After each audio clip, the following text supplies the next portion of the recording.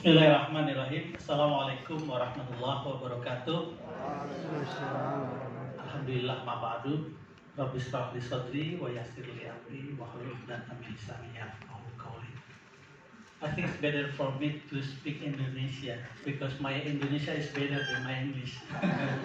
Jadi saya akan berbahasa Indonesia karena akan membuat hidup saya lebih baik. Terima kasih yang terhormat Prof. Hamdan. Ini sudah lama sekali nggak ketemu Pak Rektor, Pak Dekan, Bapak-bapak, Ibu-ibu semua, para mahasiswa, dan saya berterima kasih sekali mendapatkan kesempatan untuk datang ke UIN Ujung Pandang. Udah sangat lama Pak Rektor nggak diundang sama Pak Rektor. Udah hampir 10 tahun saya nggak kesini, dan yang paling bukan hanya karena saya ikut acara ini, itu saya sangat berterima kasih sekali dengan Pak Dekan, tapi juga acara ini memfasilitasi saya untuk bertemu dengan sahabat saya yang paling baik, Ibu Eti. Kami pernah dulu bareng-bareng cados, suka duka, lebih banyak dukanya ya, lebih sukanya gitu. Sama-sama di McGill. Setelah itu kita terpisah sedemikian lama, hampir 24 tahun kami nggak ketemu. Jadi ketemu Ibu Eti hari ini itu kayak ketemu siapa ya, itu hati saya tuh langsung deg-degan gitu. Saya senang banget ketemu karena udah lama sekali. Dan Bu Eti terima kasih banyak, apalagi Bu Eti jadi chair saya sama sekali nambah deg-degannya 2 kali. Saya senang banget. Terima kasih sekali lagi, saya difasilitasi untuk reuni dan ketemu dengan anaknya Bu Eti juga yang sama mukanya dengan Bu Eti. Oke, saya cuma ngobrol-ngobrol aja mungkin Pak Rektor. Jadi tadi yang saya mau sampaikan udah disampaikan Pak Rektor semua. Jadi sebaiknya saya pulang saja. Jadi saya pengen cerita aja. Jadi tentang digital religion ya, dan challenge of religiosity. Terus terang saya studi saya tidak Islamic studies dari awal. Jadi saya studinya tentang agama-agama, terutama tentang Kristen, tentang Yahudi, terus tentang kebijakan-kebijakan agama, dan beberapa penelitian yang kami lakukan di PPIM itu berkaitan dengan media dan religious trend. Kita punya program namanya Merit itu singkatan dari Media and Religious Trend. Jadi kita meneliti beberapa hal yang berkaitan dengan berkembangnya model keberagaman yang baru, digital religion.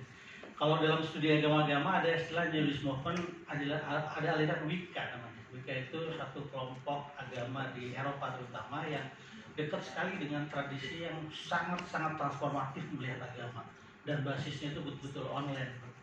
Wicca itu kuat itu.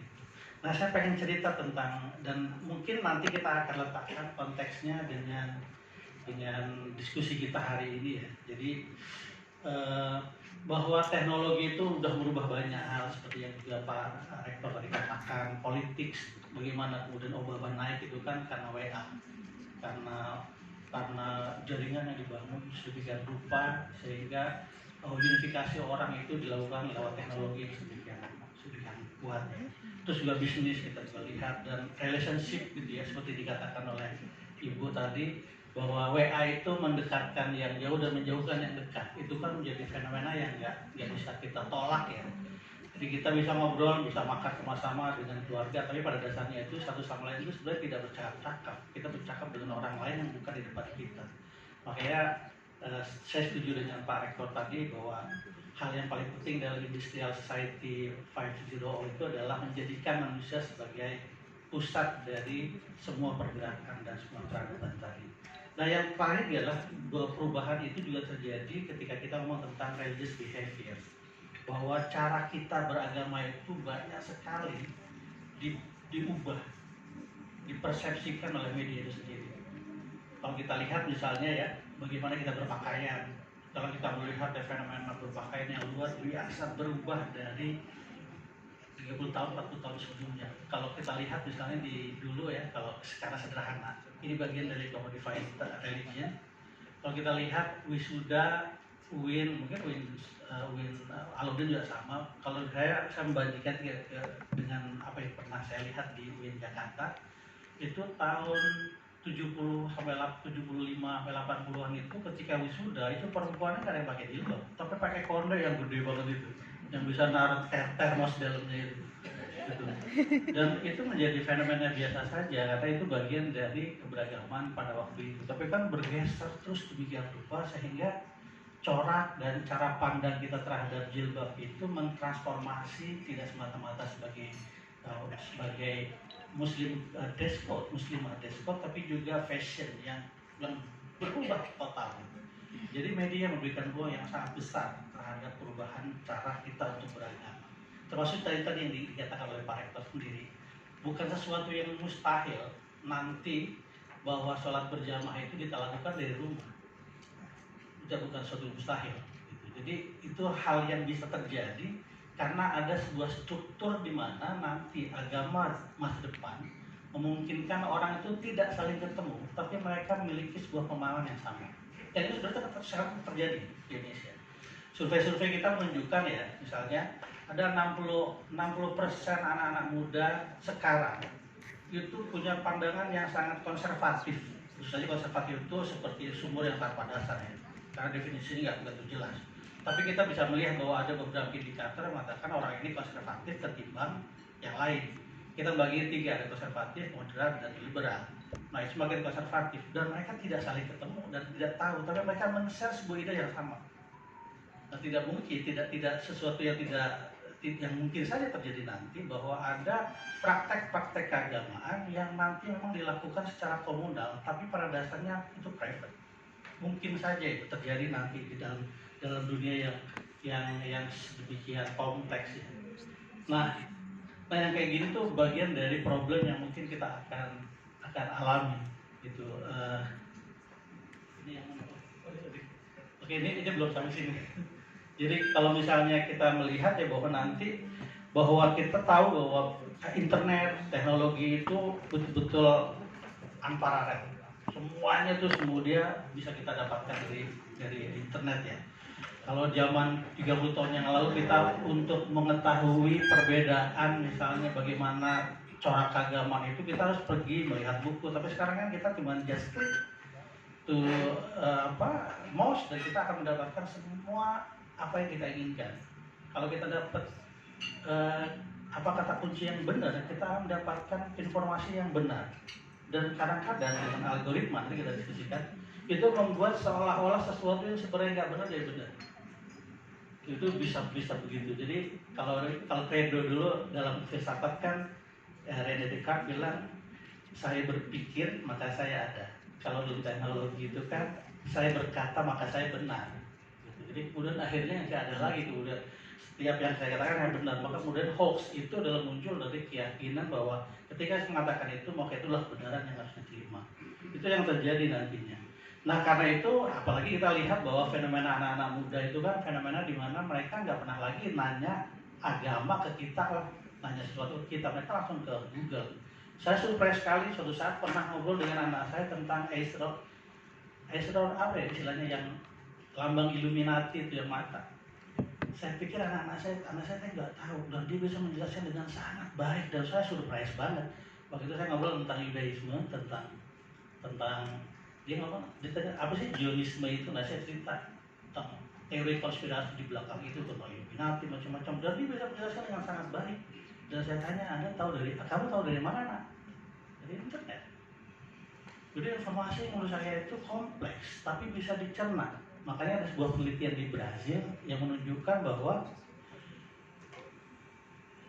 penceramah yang sama ketika dia bicara di media sosial dengan dia berbicara di depan altar, karena konteksnya gereja di Brazil itu betul-betul berbeda cara menyampaikannya dan berbeda muatannya. Yang satu sangat doktrinal, yang satu lagi sangat fun. Untuk kasus yang sama, untuk ceramah yang sama. Jadi orang para clergymen atau para preachers bisa memposisikan diri dengan dua wajah yang sepenuhnya bisa berbeda 100% di media dengan di keseharian diri sendiri. Nah problem sekarang adalah antara offline dan online itu udah sangat blur. Kehidupan keagamaan kita tuh udah blur betul. Mana sih sebenarnya yang online, mana seperti yang offline? Karena saling melengkapi nanti. Next Ya, karena itu banyak sekali pertanyaan ya, pertanyaan-pertanyaan yang kemudian bisa kita diskusikan di sini. Tapi tentu saja saya tidak berpretensi untuk menjawab semua pertanyaan, terutama kita ingin melihat sejauh mana sih media itu menjadi bagian yang penting dalam membentuk sebuah tradisi keagamaan atau kebalikannya.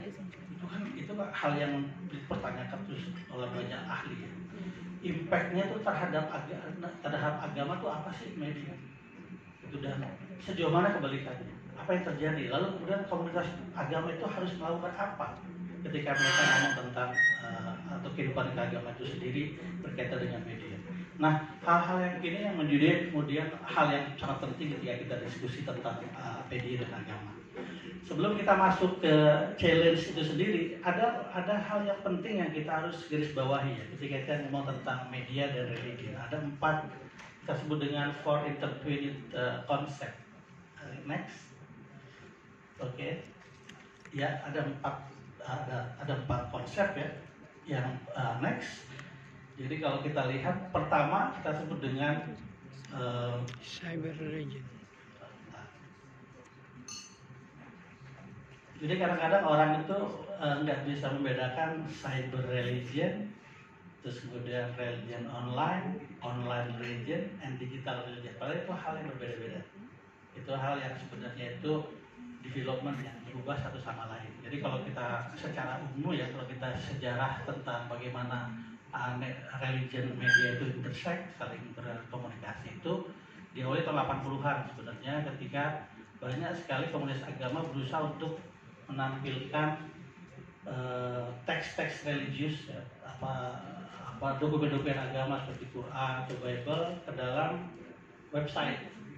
Itu tahun 80-an. Orang-orang muslim itu anak-anak muda yang sekolah ke luar negeri, terus kemudian mereka belajar IT, mereka tuh punya sebuah semangat sebut dengan global religious consciousness untuk memperkenalkan Islam, maka mereka kemudian memasukkan teks-teks itu dan sifatnya pasif, jadi cuma semata-mata informasi biasa aja. Nah, itu disebut dengan cyber religion awalnya. Jadi generasi tahun 80-an di mana teks itu menjadi sangat pasif, orang itu hanya semata-mata pada masa itu teks-teks keagamaan atau ada hal-hal yang berkaitan dengan organisasi agama itu hadir di dunia maya. Dan interaksi-interaksi yang terjadi pada waktu itu sama sekali sangat kecil. Gitu. Kalaupun ada interaksi itu nggak ada hubungannya antara teks dengan misalnya blog atau diskusi yang terjadi seperti waktu di Isnet misalnya, itu belum ada terjadi. Baru pada perkembangan selanjutnya next ada terus dengan kita sebut dengan religion online ya, di mana nantinya kelompok-kelompok keagamaan mulai semakin serius untuk menggarap hal-hal berkaitan kehidupan keagamaan dan menjadikannya sebagai bagian yang penting untuk dikontrol.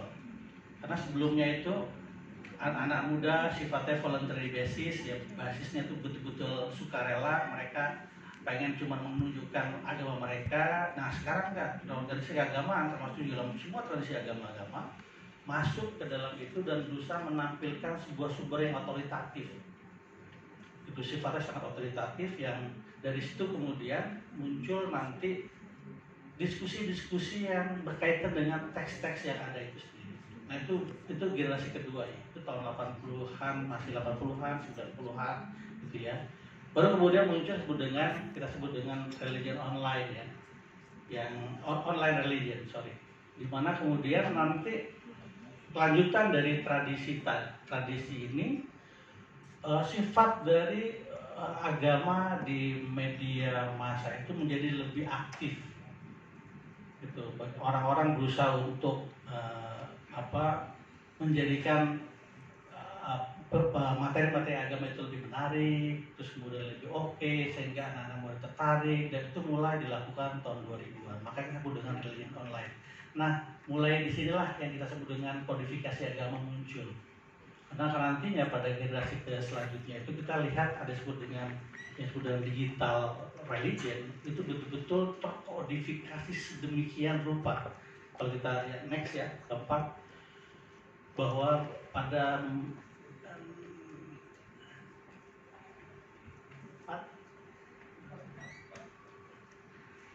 di mana kemudian next, oke, sip. eh,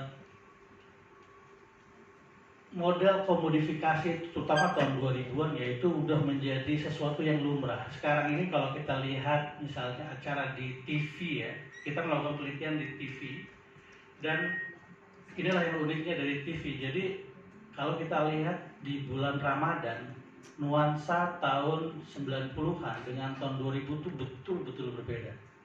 Jadi komodifikasi itu terlihat betul bagaimana agama itu menjadi konsumsi yang sifatnya sangat-sangat pop. Betul-betul nggak ada dimensi keagamaan lagi. Kalau nilai OVJ, sahur itu kan udah nggak ada agamanya. Beda dengan tahun-tahun beberapa tahun sebelumnya ya, dimana kemudian tradisi keagamaannya itu masih sangat lekat. Nah, dalam tradisi yang seperti inilah kemudian nanti muncul yang kita sebut dengan logika di mana media itu sebenarnya sudah menyetir agama itu sendiri. Jadi apa yang diinginkan oleh masyarakat, itulah yang kemudian ditampilkan dalam kaitan kehidupan keagamaan, itulah ditampilkan oleh media. Sehingga tanpa sadar nantinya, cara berpikir keagamaan masyarakat itu seperti yang kemudian terjadi di media itu sendiri.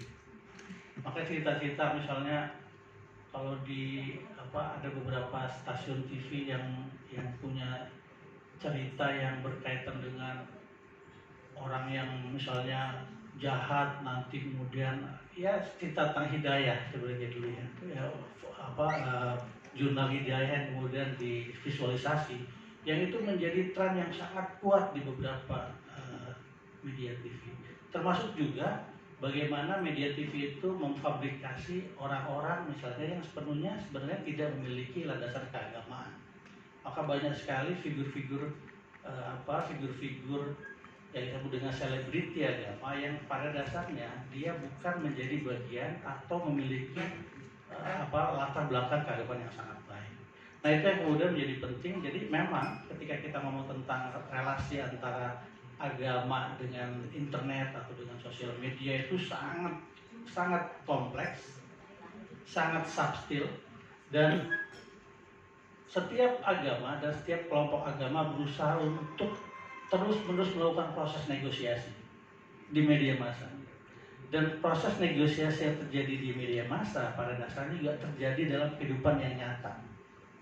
Kita tanpa sadar sebenarnya berubah berpikir cara agama itu karena memang media, tanpa sadar. Karena media itu mempunyai kemampuan untuk membuat sesuatu yang seolah-olah tidak mungkin menjadi mungkin, atau sesuatu yang tidak mungkin menjadi mungkin dia tidak mungkin. Itu yang kemudian terjadi di dunia sekarang ini. Nah itulah kemudian ketika kita ngomong tentang digital religion in digital words, ada 3 hal yang penting yang terjadi sekarang seperti itu. Pertama, bagaimana setiap agama itu menarasikan dirinya. Itu yang paling penting karena sampai sekarang itu narasi keberagaman tentang agama itu yang kemudian menjadi kontestasi yang terus terjadi berlarut-larut. Ini baru 3 atau 4 tahun terakhir ini ya, website atau medsos-medsos yang berafiliasi pada cara pandang yang moderat itu muncul. Sebelumnya narasi yang berkembang tentang agama itu sangat-sangat radikal, sangat-sangat pada kutip salafi. Bahkan memang itu terjadi. Nah narasi ini menjadi kontestasi yang terus-menerus terjadi, yang kalau nggak disadari maka kemudian algoritma akan membuat seolah-olah agama itu harus seperti ini. Gitu. Saya punya kawan yang mereka bilang hijrah, dan saya tidak masalah dengan kata-kata hijrah itu sendiri. Tapi ketika kita baca, Anda dari mana ininya? Dari media. Siapa guru Anda? Ini ya udah jelas. Kita dan media semuanya. Jadi mereka beragam dengan media. Anda pernah ketemu nggak dengan itu? Enggak. Dia cuma ikut ceramah-ceramah lewat YouTube saja. Dan itu mentransformasi orang menjadi seorang yang luar biasa berbeda. Baik positif dan negatifnya. Yang kedua adalah language and translation. Bagaimana kemudian agama itu diterjemahkan dan dipahami. Berkaitan juga dengan tadi ya, tentang narasinya. Dan bagaimana kemudian dia dipahami dan dilihat. Itu yang terjadi juga, yang itu menjadi berbeda. Yang ketiga adalah contested authority. Yaitu otoritas yang kemudian dikontestasi terus-menerus. Kalau dulu kita bertanya kepada ustadz, sekarang kita nggak, anak-anak muda sekarang nggak pernah bertanya lagi kepada ustadz. Mereka bertanya pada Google. Karena dalam dunia digital seperti ini, tangan kita sendirilah jadi penguasa untuk mengatakan atau mendapatkan sesuatu yang kita inginkan. Itu yang harus kita seksama terus menerus ya ketika kita ngomong tentang kehidupan digital dan ini sendiri. Nah, tentu saja tidak semuanya negatif, bahwa digital religion sendiri itu memberikan ruang yang sangat besar untuk kita untuk membangun solidaritas. Tadi misalnya tentang konsep umat yang cyber umat, tentang perkenalan dengan dunia-dunia yang lain, dengan agama yang lain, dengan kehidupan yang lain, itu bisa disajikan dengan sangat-sangat baik dari digital world atau dari teknologi itu sendiri. Hanya saja memang kemudian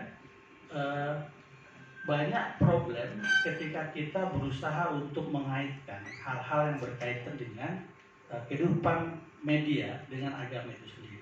Nah itu yang kemudian nanti kita akan lihat ada beberapa challenge ya ketika kita ngomong tentang religiosity dikaitkan dengan digital religion. Yang pertama itu adalah tentang in the area of commodification.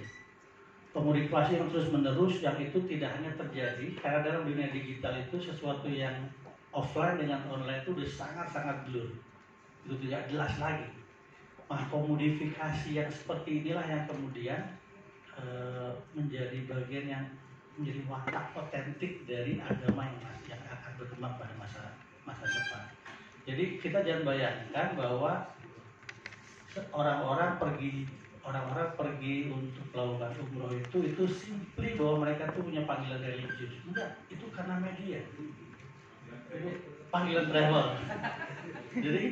Jadi kebanyakan dari orang-orang pergi untuk ikut misalnya kegiatan keagamaan itu nggak ada urusan dengan agama. Termasuk juga ketika 212 itu fenomena yang sangat unik. Nggak semua orang itu pergi karena mereka kemudian merasa itulah bagian dari panggilan keagamaan, tapi panggilan media.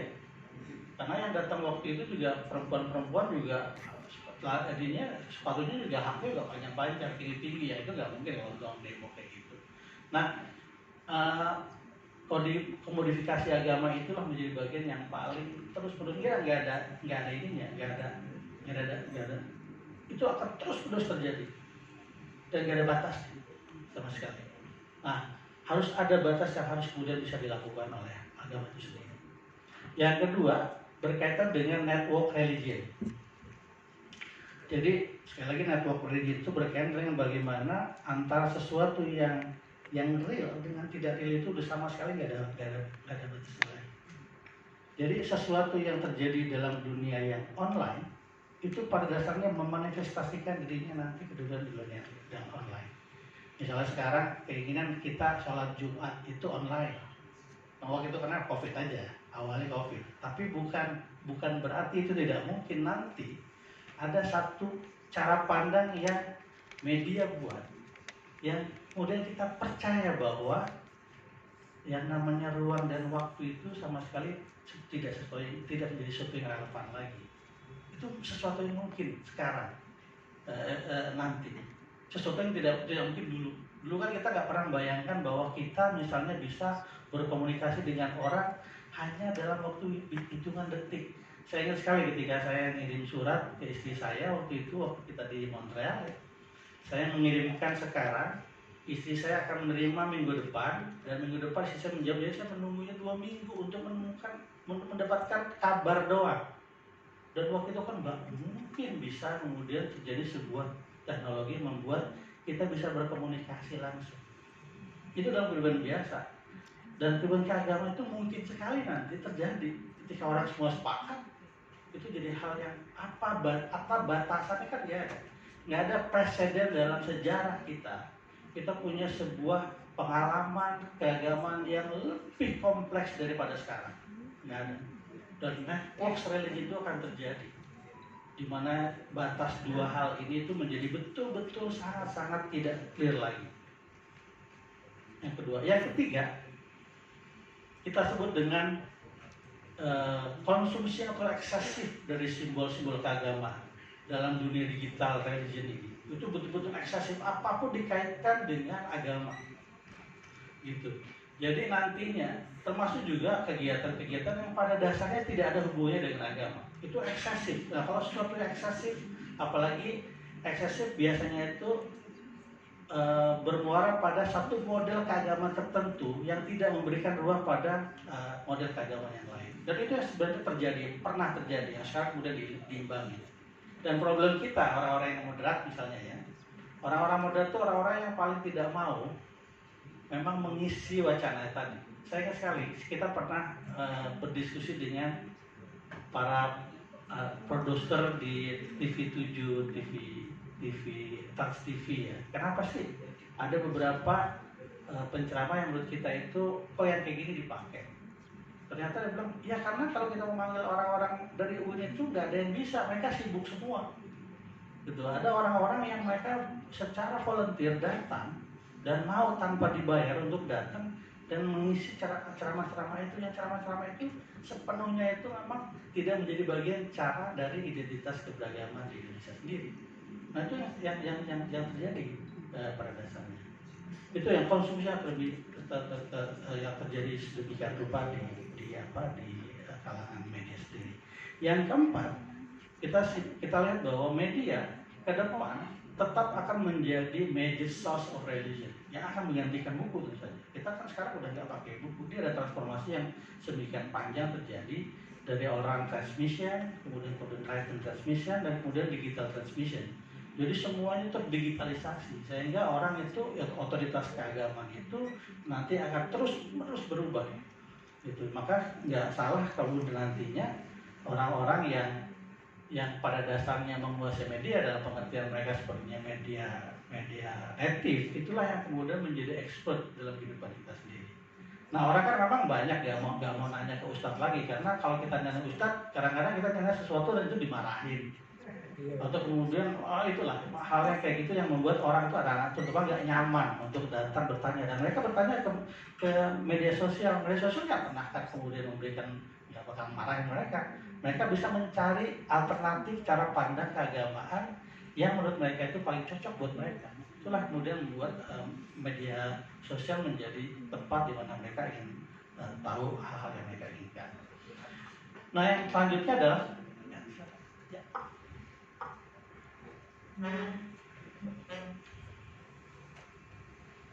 yang challenge kelima adalah bahwa agama nanti dan sekarang sebetulnya tidak bisa lagi kemudian mengontrol story mereka, sejarah mereka sendiri. Sepenuhnya itu bebas. Jadi orang bisa mewartakan apa saja, bisa orang kemudian menunjukkan model apa saja, tergantung kemudian kemampuan mereka untuk mempengaruhi media. Sehingga kemudian cara berpikir keagamaan tentang public sphere dan public discourse tentang agama sendiri itu betul-betul sepenuhnya itu tergantung siapa dan tergantung mau apa. Jadi kita nggak bisa kemudian mensetir orang lagi untuk berpikir dengan cara yang sama lagi. Itu yang kelima. Yang keenam, pada saat yang sama agama juga tidak akan mendapatkan atau berusaha untuk mempertahankan comfort zone sendiri. Karena dalam dunia seperti itu, maka media agama itu hampir sama dengan hiburan, dengan yang lainnya.